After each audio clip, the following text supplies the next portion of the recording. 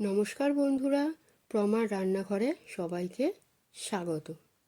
আজকে আমি বানাবো খেজুর গুড়ের মাখা সন্দেশ। ভিডিওটা শেষ পর্যন্ত দেখার জন্য অনুরোধ রইল।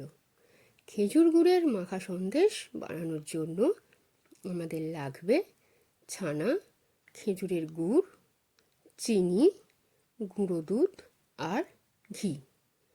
প্রথমে 150 গ্রাম ছানা খুব ভালোভাবে মেখে নিয়ে এর মধ্যে দিয়ে দিলাম 4 টেবিল চামচ খেজুরের গুড়,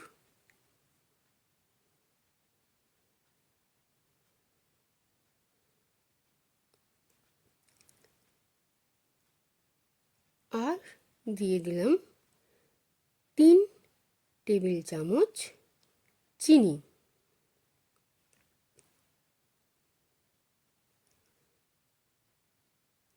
এবার ছানার সাথে খেজুরের গুড় আর চিনিকে খুব ভালোভাবে মেখে নেব।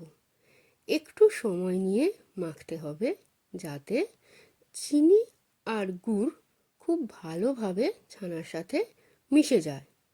এবার এর মধ্যে দিয়ে দিলাম গুঁড়ো দুধ আর সমস্ত কিছু আরও একবার ভালো করে মিশিয়ে নিয়ে কড়াইয়ের মধ্যে ছানার মিশ্রণটা দিয়ে দিলাম আর দিলাম 1 চা চামচ ঘি।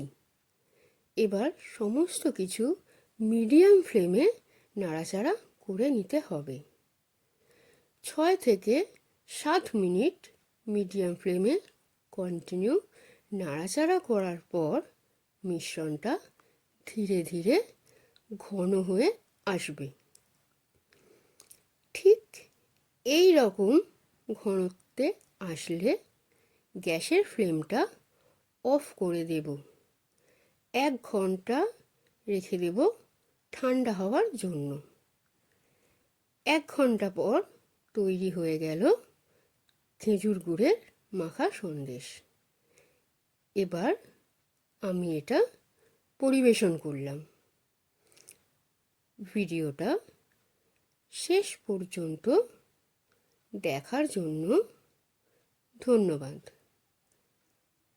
আবার দেখা হবে পরবর্তী নতুন আরেকটি ভিডিওতে। ভিডিওটি ভালো লাগলে লাইক, শেয়ার আর সাবস্ক্রাইব করে দেবেন। Thank you.